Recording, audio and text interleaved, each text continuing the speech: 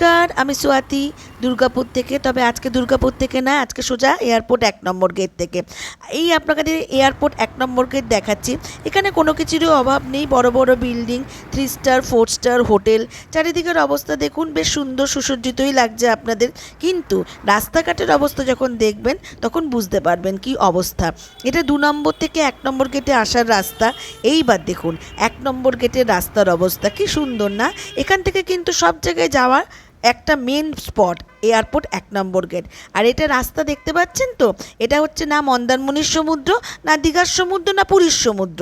এটা সোজা 1 নম্বর গেট। মাঝখানের রাস্তাটুকুই ঠিক আছে, লোকজনের হয়রানির শেষ নেই। চারিদিকে জল আর জল, থই থই করছে, মানুষ প্রচণ্ড পরিমাণে হয়রানি হচ্ছে। যাই হোক, প্রশাসন যদি এই ব্যাপারে একটু সচেতন হন তাহলে আমরা খুবই খুশি হব সাধারণ মানুষ হিসাবে। কেমন লাগলো আজকের মিনি ব্লগটা? স্বস্তিকর পরিবেশে আপনাদের মতামতের প্রয়োজন।